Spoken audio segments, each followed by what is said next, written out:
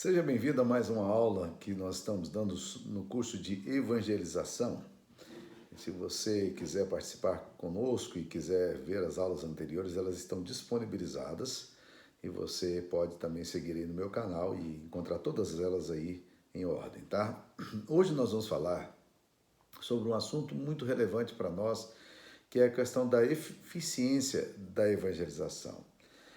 Eu não sei se você já teve a sensação que eu tenho de estar anunciando a palavra de Deus e com uma dúvida no coração, uma pergunta na alma: será que esse negócio funciona mesmo? Será que de alguma forma o evangelho vai chegar no coração desse meu amigo, desse colega, dessa sociedade relativista, moralmente decadente, espiritualmente quebrada? Será que o evangelho pode prevalecer nesses lugares tão secularizados? Às vezes a gente vê determinadas séries na televisão ou filmes em um universo tão violento, tão descaracterizadamente ou tão espiritualmente místico.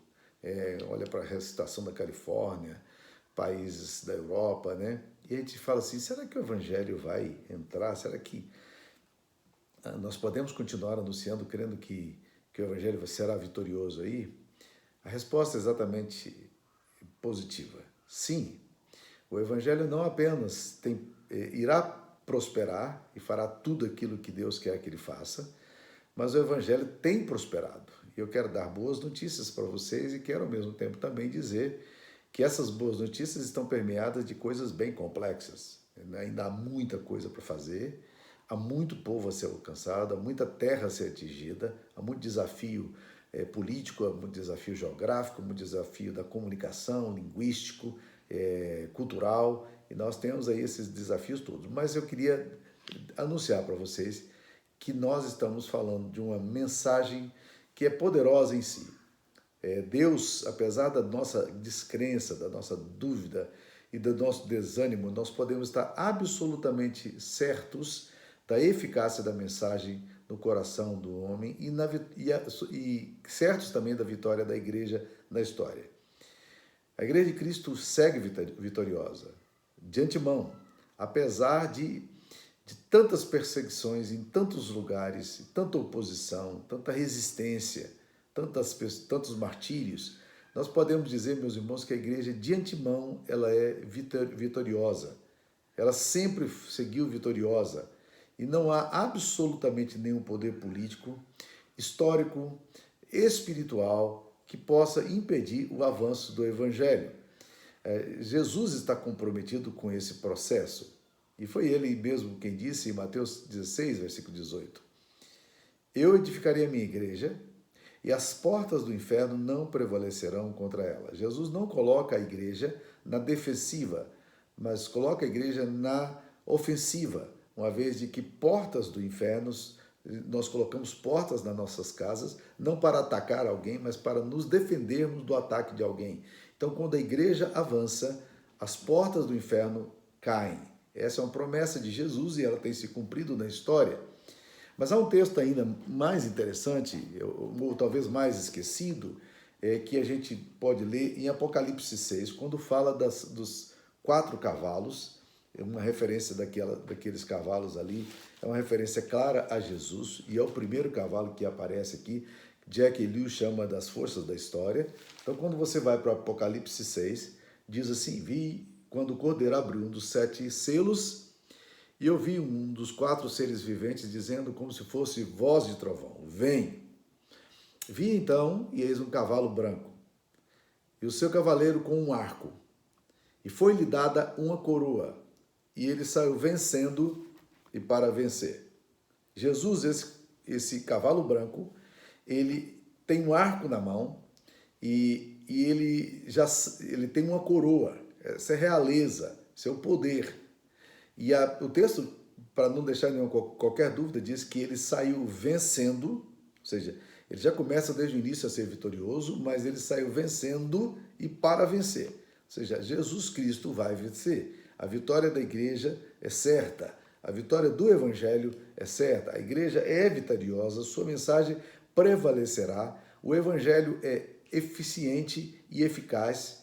E porque Deus está comprometido em abençoar a sua mensagem usando homens impotentes, dúbios como nós somos, claudicantes e falhos. Deus está comprometido com isso e essa vitória se dará, a vitória de Cristo se dará por meio do Evangelho, a Trindade prevalecerá. Jesus empoderou sua igreja logo quando ele foi para o céu, dando-lhe o Espírito Santo, e ele diz que o poder seria dado, capacitando, e o Espírito Santo capacita essa igreja com dons e para poder anunciar eficazmente a mensagem de Deus. Agora Deus vai usar os seus instrumentos para isso. Então, quais são os instrumentos? Nós temos que lembrar que instrumentos, ferramentas, não podem ser colocados em outro lugar que não instrumentos. Eles só são eficazes quando eles estão na mão daquele que usa apropriadamente as ferramentas que tem. Eu queria mencionar aqui 3 aspectos que eu acho importante para que a gente pudesse entender o avanço do Evangelho e a eficácia na evangelização. Primeiro, Deus usa ordinariamente a sua igreja para anunciar o Evangelho. Essa é a forma normal, essa é a forma comum. Deus decidiu que a mensagem do Evangelho deveria ser proclamada não de forma direta pelo Espírito Santo, mas de forma indireta pela pregação, nem pelo Espírito Santo, nem por anjos, né? Mas de forma indireta, se a gente pudesse chamar, pela pregação. Por isso que o apóstolo Paulo fala: como crerão naquele de que nada ouviram? E como ouvirão se não há quem pregue? Romanos 10, versículo 14. Portanto, a pregação é o meio ordinário de Deus para trazer salvação aos homens. Deus chama a sua igreja e nos chama para sermos seus instrumentos na comunicação da mensagem. Nós podemos, eventualmente, indagar: por que Deus não usa outros instrumentos e fala de forma direta, sem mediação humana, na comunicação da mensagem salvadora? Talvez nós não saibamos responder essa pergunta, mas a questão é que ele o fez dentro da sua soberania, dentro dos seus planos eternos, e ele quer usar a igreja para a obra dele, para realizar a obra. E a mensagem do Evangelho será eficaz, Deus usando instrumentos frágeis como somos para realizar suas obras. Uma outra observação que eu faria é que Deus não deu essa tarefa aos anjos. O apóstolo Pedro fala que os profetas indagaram e inquiriram acerca da graça que nos foi destinada. Eles investigaram atentamente qual a ocasião, quais as circunstâncias oportunas indicadas pelo Espírito Santo que neles estava, ao dar de antemão testemunhos sobre os sofrimentos referentes a Cristo e sobre as glórias que o seguiriam. E o apóstolo Pedro continua: a eles foi revelado, não para si mesmos, mas para vós outros, para nós, que eles ministravam as coisas que agora vos foram anunciadas, aqueles que pelo Espírito Santo enviado do céu vos pregaram o Evangelho, coisas essas que os anjos anelam perscrutar. Essa tradução, os anjos anelam perscrutar, em 1 de Pedro 1, versículo 12, dá a ideia de que os anjos gostariam de estar envolvidos nesse projeto, nessa participação, na comunicação da mensagem salvadora. Entretanto, Deus não deu essa tarefa para os anjos. Essa não é uma tarefa angelical, essa é uma tarefa da sua igreja. O Kuyper faz uma afirmação interessante, diz: desde que ele próprio é um pecador salvo pela graça, deve proclamar o amor de Deus mais eloquentemente do que poderiam fazer os anjos. Deus abençoa, diz ele, a comunicação do Evangelho. Então, a comunicação do Evangelho é tarefa da Igreja de Cristo. Deus deu o ministério da reconciliação ao seu povo. O apóstolo Paulo fala isso em 2 Coríntios 5,18. Ora, tudo provém de Deus, que nos reconciliou consigo mesmo por meio de Cristo e nos deu o ministério da reconciliação. Esse ministério é nosso, é da igreja, é do povo de Deus. Então, Deus usa instrumentos e meios naturais para revelar a sua sobrenaturalidade. E a melhor prova que encontramos na Bíblia é que Jesus ordena a um homem que tinha acabado de ser liberto de uma possessão maligna, aquele endemoniado gadareno, e quando o endemoniado gadareno diz a Jesus: deixa eu ir contigo para Jerusalém, ele não era judeu, aparentemente, e Jesus diz: não, volta para Decápolis, vai para os teus, né, E Jesus não permite que ele vá com ele para Jerusalém e diz, vai para a tua casa e para os teus e anuncia-lhes tudo quanto o Senhor te fez e como teve compaixão de ti. Ou seja, o primeiro missionário, na verdade, enviado aos campos transculturais foi um ex-endemoniado. Não é maravilhoso pensar nisso? Né? O primeiro missionário transcultural, ele se deu ali em Gadara. Né? Então Deus usa os meios ordinários e o meio ordinário da pregação é exatamente a sua igreja, o seu povo. Agora, Deus usa meios extraordinários para alcançar o coração do homem. Tanto a Bíblia quanto a história bíblica, quanto a história do cristianismo nos mostra isso aí. Apesar da tarefa ser dada aos homens, que é o meio ordinário da pregação para salvar a raça humana, Paulo se converteu no encontro direto com Jesus quando se dirigia a Damasco. Ele não ouviu o evangelho sendo pregado por qualquer homem, mas ele recebeu a mensagem diretamente de Deus. Tá? Então, da mesma forma, Deus pode usar meios extraordinários para executar a sua obra missionária, apesar de não prescindir do seu servo na bendita tarefa da proclamação. Veja o que diz Kuyper, mais uma vez. Ele diz assim, Deus vê as coisas de amanhã como se tivessem ocorrido ontem. Daí o Filho de Deus podia dizer, um é o semeador, o outro é o ceifeiro. Quando, pela direção da divina providência, alguém deixou um folheto numa certa casa da Inglaterra, Deus tinha planejado que Richard Baxter, em 1615 a 1691, se convertesse por meio daquele folheto e que, posteriormente, escrevesse um texto, um livro chamado The Saints' Everlasting Rest, o repouso eterno dos santos, que, por sua vez, será lido por Philip Doddridge, em 1702 a 1751, e movido por aquele tratado, ele vai escrever um outro texto chamado The Rise and Progress of Religions in the Soul, Nascimento e Progresso da Religião na Alma, que William Wilberforce, em 1759 a 1833, fascinado por aquela obra, escreve o clássico chamado Practical Christianity, Cristianismo Prático, e que Thomas Chalmers, em 1780 a 1847, fundador da Igreja Livre da Escócia, profundamente influenciado por aquele livro de William Wilberforce, vai se tornar um dos maiores pregadores de todos os tempos, cujos sermões seriam publicados em 25 volumes, 2 anos depois da sua morte. Não é interessante ver esse movimento de Deus usando lá atrás um simples folheto? Num artigo recente publicado pela revista Ultimato, em 2017, Cristina Oliveira, que é o nome fictício de uma missionária com experiência nos campos missionários, ela não pode revelar seu nome por questão de segurança, ela relata algumas experiências de muçulmanos que encontraram Jesus. E o que é curioso, ela relata essas experiências que ela ouviu de primeira mão. Não são relatos de livro, não. Ela ouviu essas experiências e ela então escreveu para o Ultimato contando sobre isso. Ela vai usar também nome fictício para essas pessoas, mas diz o seguinte, Adilson ensinava árabe a um amigo cristão estrangeiro. Ele costumava ser atormentado por pesadelos. Espíritos lhe apareciam em seus sonhos em forma de serpentes para atormentá-lo e ele lutava contra eles. Numa noite, teve um desses sonhos. No sonho, viu um amigo, no sonho viu que seu amigo vinha ajudá-lo. Ele tinha um livro aberto em suas mãos e, com insistência, tentava mostrar algo escrito nele. Adilson contou o sonho a seu amigo e perguntou que livro era aquele que ele insistentemente queria mostrar-lhe. Seu amigo lhe disse que era a Bíblia e que ele vinha há muito tempo orando por ele. Também lhe contou do poder de Jesus contra todas as forças das trevas. Adilson creu e recebeu ao Senhor Jesus. Nunca mais ele foi atormentado com nenhum desses pesadelos. Então relata aí de uma conversão de muçulmano através de sonhos. O outro relato que ela conta, nome fictício também, Amélia conheceu o evangelho através de uma amiga que ensinava árabe. Depois de um longo tempo juntas estudando a Bíblia, Amélia chegou a um ponto onde sentiu que devia tomar uma decisão. Uma noite orou muito a Deus pedindo para que ele confirmasse que caminho devia seguir e depois adormeceu.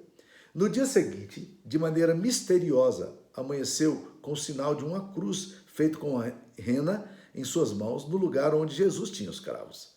A rena é uma planta de onde se obtém uma tintura que é muito usada por mulheres árabes para tingir as mãos com desenhos especiais em ocasiões festivas.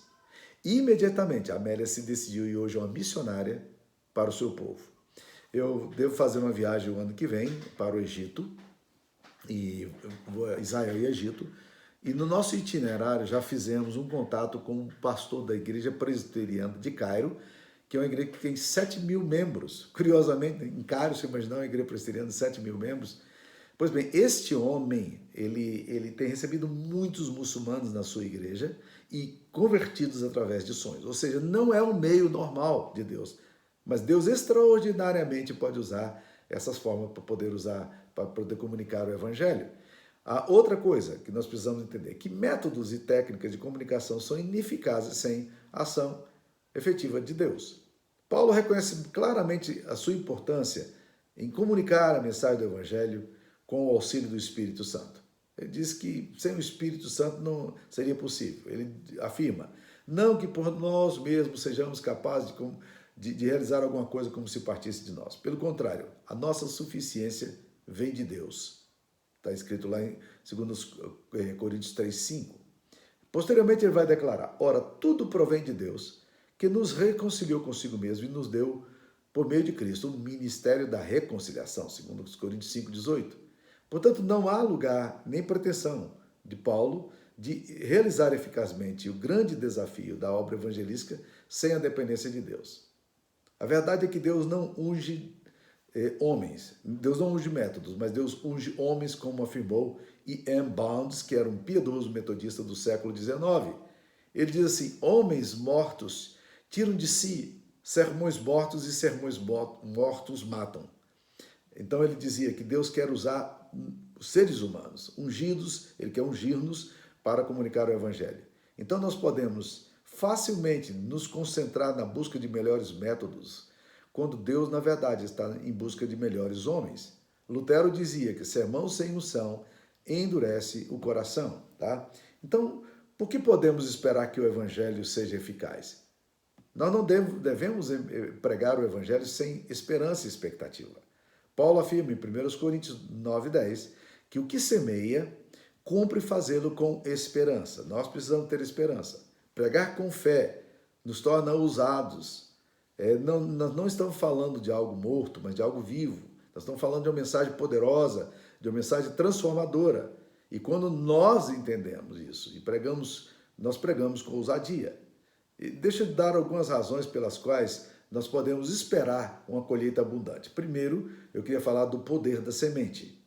Jesus conta uma parábola interessante que diz o seguinte, abre aspas, disse ainda, o reino de Deus é assim como se um homem lançasse a semente à terra, depois dormisse, se levantasse de noite e de dia, e a semente germinasse e crescesse, não sabendo ele como. A terra por si mesma frutifica. Primeiro a erva, depois a espiga e, por fim, o grão cheio na espiga. Marcos 4, versículo 26 a 28. Olha o que Jesus está falando aqui, coisa bonita. Eu gosto de pensar no reino de Deus como semente. Ele fala que é como se um homem semeasse e depois dormisse. Por quê? Porque a tarefa de fazer a semente germinar não é do semeador, é de Deus. Essa é uma alegoria que Jesus usa nessa parábola. O efeito da palavra é o fruto que ela produz. A palavra evangelizada produz resultados. E que esforço nós fazemos para a semente germinar? Apenas semear. E o que esforço a semente faz para germinar? Nada. O esforço dela é apenas ser semente. Ela existir na sua simplicidade. Este é o milagre da semente. É assim que nós nos alimentamos. E esta é a conspiração da semente, você coloca para morrer e ela morre e dá vida. Por isso eu acho impressionante a parábola da semente a seguir, quando Jesus fala, o reino de Deus é assim como se um homem lançasse a semente à terra e depois dormisse. Né? Essa parábola é maravilhosa. Steiner, uma vez fez uma afirmação interessante. Steiner é um pensador livre. Ele falou assim, uma vez que o homem ou uma mulher jovens são expostos ao vírus do absoluto, algo de seu resplendor permanecerá neles, e para o resto de suas vidas estarão equipados com uma espécie de salva-vidas contra o vazio. Não é fantástica essa afirmação? Segunda coisa que eu diria, não apenas o poder da semente, mas também o poder do evangelho. Uma das clássicas afirmações de Paulo sobre o evangelho encontra-se em Romanos 1, versículo 16.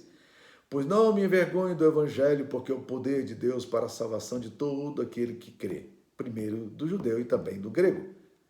O evangelho é o poder de Deus para a salvação de todo aquele que crê. É poder. Ele define a essência do evangelho como poder. E eu creio que a grande dificuldade nossa em ministrar aos outros é o fato de que ainda não entendemos, ou nos esquecemos, ou temos dúvida da natureza do evangelho. Paulo usa uma palavra grega aqui muito interessante. O evangelho é o poder de Deus, é o dinamis de Deus, daí vem o termo dinamite. O evangelho é algo impactante, explosivo, revolucionário. Nada é mais transformador na vida de uma pessoa do que o evangelho aplicado ao seu coração. Então nós precisamos pensar no poder do evangelho. Então, falei do poder, a razão pela qual nós podemos esperar a colheita é o poder da semente, o poder do evangelho. Dentro do poder do evangelho, eu diria que existem 4 frases que os cristãos comumente usam e que, para mim, me parecem anti-evangélicos, no sentido do evangelho em si. Primeira frase, as pessoas não mudam. Você já deve ter dito isso, eu já disse isso, né? Então, se a realidade humana é de que pau que nasce torto morre torto, de que nada, referindo aos seres humanos, o evangelho não precisa ser pregado, as pessoas não vão mudar. Jesus fala em transformar o coração de pedra em carne. Eu lembro da minha esposa, certa vez, me dizendo, olha, as pessoas não mudam. Uma coisa que também já disse, né? E eu disse para ela, querida, se as pessoas não mudam, nós temos que mudar de profissão. Nós não vamos mais ser pregadores. Porque nós estamos anunciando a mensagem da esperança de que o evangelho mude o coração das pessoas. Isso é a nossa mensagem. Se nós não cremos nisso, o que nós anunciamos é falsa. Nossa esperança naquilo que pregamos é falsa. Segunda frase que eu já ouvi. Você não conhece meu marido, minha esposa, meu filho. Certamente as pessoas estão certas ao dizerem eu não conheço o marido. Mas será que quando Deus promete que transformaria água em vinho, ele pensou no seu cônjuge ou não? Essa cláusula de exceção, por acaso, está estabelecida especificamente para a pessoa que faz essa afirmação, você não conhece meu marido, não conhece minha esposa? Ou, terceira frase, aquele ali não tem jeito. Já ouviram falar? Quem é que tem jeito? Segundo as Escrituras, todos nós estamos encerrados debaixo da culpa, da ira e da condenação de Deus. E a não ser que Jesus opere em nós um milagre pelo seu sangue, a não ser que o Espírito Santo nos regenere para uma vida, ninguém tem jeito, ninguém tem esperança. Aliás, qual é o mais fácil de se converter a Cristo? A pessoa certa ou a pessoa torta? O fariseu ou o publicano? Deixa eu lhe dizer uma coisa interessante. É mais difícil uma pessoa boa, ou que se considera eticamente boa, se converter, porque ela não sente necessidade da obra de Cristo em sua vida. A pessoa lascada, uma pessoa quebrada, ela se reconhece má. E ela, então, quando ouve a mensagem da esperança, ela tem mais possibilidade de crer. O fariseu tem muita dificuldade de crer. O filho pródigo que saiu de casa estava mais aberto ao arrependimento do que o filho que ficou em casa, que era um filho justo, mas era um justo amargurado. Já pararam para pensar nisso? Quarta frase. Pastor, eu não consigo. Eu já tentei, não dá certo, comigo não acontece, né? A minha resposta para essas pessoas é a seguinte, ótimo. Se você está dizendo, eu não consigo, talvez agora esteja na hora de você dizer, eu quero que Jesus Cristo faça por mim. Porque é exatamente essa grande promessa de Deus. Ele é o poder. Jesus é o poder de Deus. Se você é um projeto falido e está procurando Jesus, certamente você está indo no caminho certo. E Jesus Cristo pode fazer algo para você. Terceira razão pela qual nós podemos esperar colheita abundante são os decretos eternos de Deus. Nós anunciamos, porque cremos que Deus já tem preparado aqueles que Ele mesmo determinou para que viesse a crer na mensagem maravilhosa da salvação. Nós cremos nos que são eleitos por Deus. 3 textos podem ser destacados aqui. Paulo fala a Tito, no capítulo 1, versículo 1, Paulo, apóstolo de Cristo Jesus, para promover a fé que é dos eleitos. Paulo está dizendo, olha, o meu papel aqui, a minha função aqui, é pregar o evangelho para promover, para fazer essas pessoas que são eleitas por Cristo Jesus, eleitos de Deus para vir para o pleno conhecimento da verdade, segundo a piedade. Segundo texto, Atos capítulo 13, versículo 48, que diz assim, e creram todos quantos haviam sido destinados para a vida eterna. Aqueles que haviam previamente sido destinados para a vida eterna por Deus, ao ouvir a palavra da salvação, creram na palavra da salvação. Deus estava operando no coração daquelas pessoas. Terceiro texto, Isaías 55, versículo 10 e 11. Porque assim como descem a chuva e a neve dos céus, e para lá não tornam, sem que primeiro regue a terra e a fecundem e a façam brotar, para dar semente ao semeador e pão ao que come, assim será a palavra que sair da minha boca. Não voltará para mim vazia, mas fará o que me apraz e prosperará naquilo para o que a designei. A palavra de Deus, ele está dizendo, ela vai cumprir o seu propósito. Ela é viva, ela é poderosa, ela vai dar frutos. Então, quando nós observamos os decretos eternos de Deus concernentes à salvação, nós nos sentimos ousados e intrépidos para pregar o evangelho. Muitos afirmam, não, os calvinistas não. O calvinismo desencoraja o evangelismo. Será?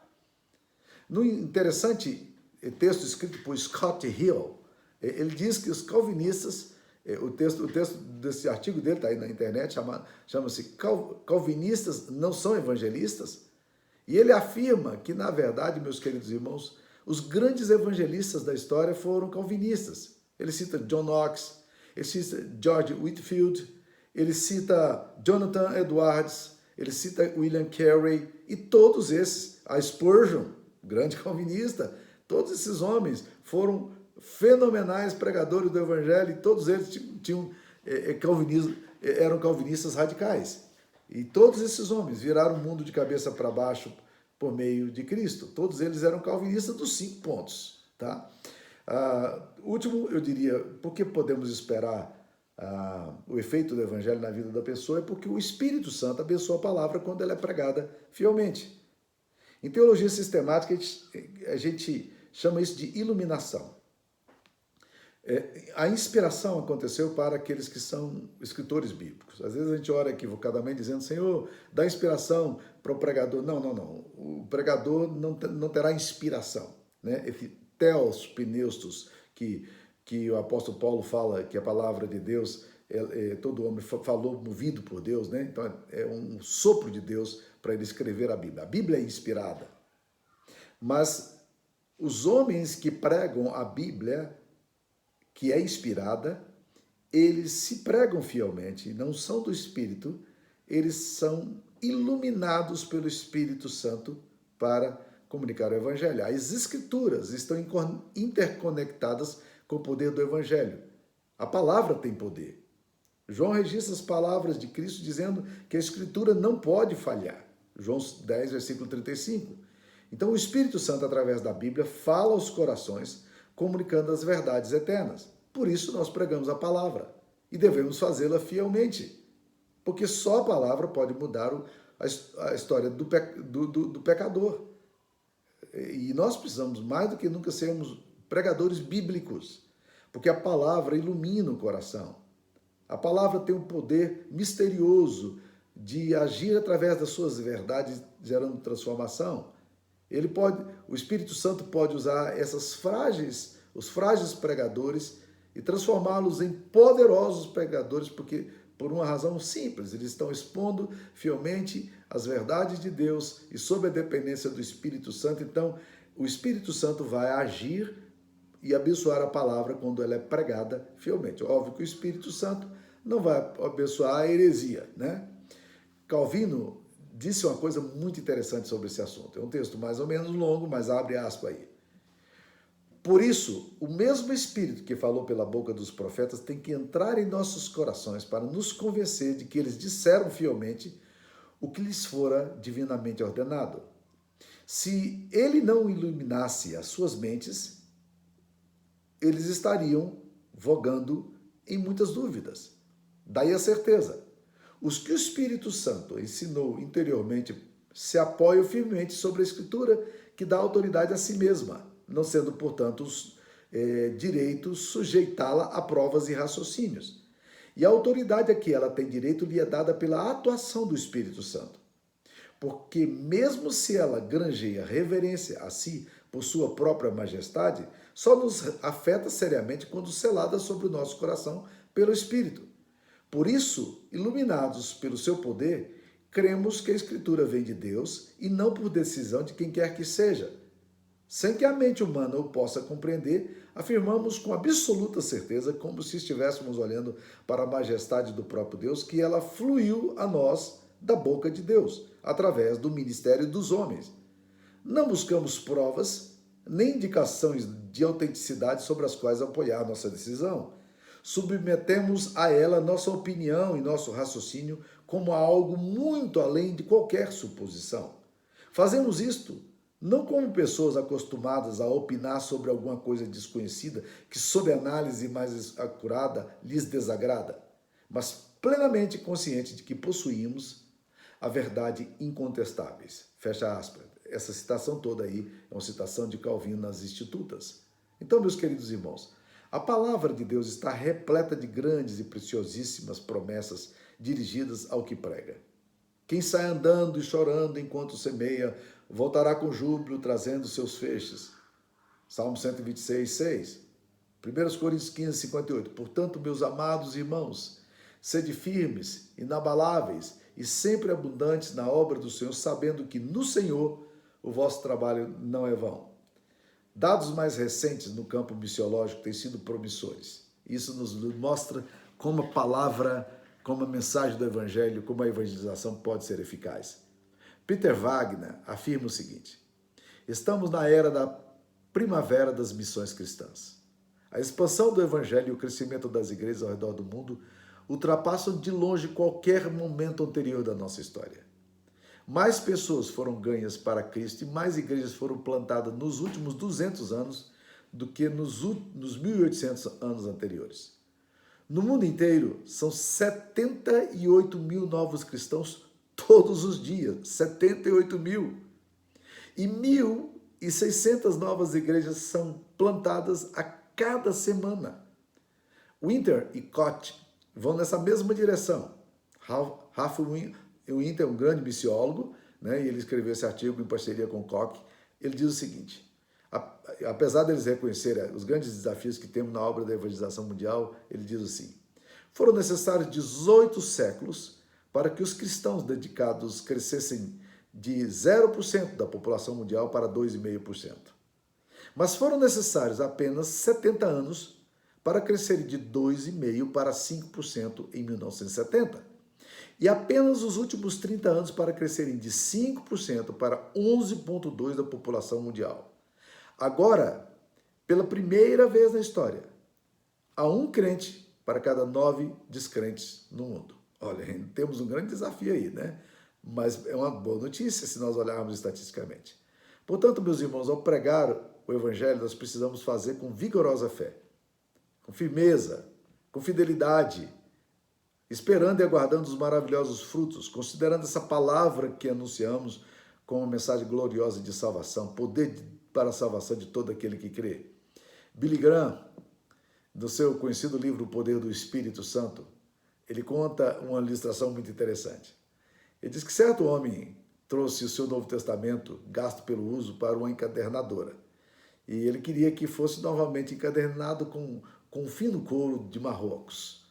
Ele deveria escrever com letras douradas no canto interior e inferior esquerdo o que estava escrito lá, The New Testament, o Novo Testamento. Ao voltar no dia seguinte, ou no dia marcado, ele recebeu o seu Novo Testamento com a linda roupagem nova, com aquele couro de Marrocos, né? Mas tinha um sinal. Um encadernador não tivera letras minúsculas suficientes para imprimir todas as palavras no canto do livro, onde ele queria que fosse escrito The New Testament, e ele colocou abreviado TNT. E se justificou. Ele disse, lamentavelmente, eu não tinha letras para poder fazer isso aqui. E o homem pegou a sua Bíblia e todo empolgado ao ver a capa nova e escrito lá TNT, ele disse, não tem problema, está ótimo assim, porque isso aqui é mesmo a dinamite de Deus, né? O antigo hino pentecostal, no seminário a gente cantava esse hino em forma de brincadeira, mas a igreja pentecostal canta isso aí com muita fé, né? Diz assim, ninguém detém a obra santa, nem Satã, nem o mundo todo pode apagar esse ardor. Ninguém detém, é obra santa, essa causa é do Senhor. Então podemos dizer que a mensagem da evangelização é eficiente e podemos estar firmes nessa grande verdade das Escrituras Sagradas. Que Deus te abençoe, eu espero que você tenha sido abençoado com esse vídeo aí também. Se quiser transmitir isso para as pessoas e colocar um link aí também para ajudar outras pessoas, fique à vontade. Deus te abençoe, fique na paz.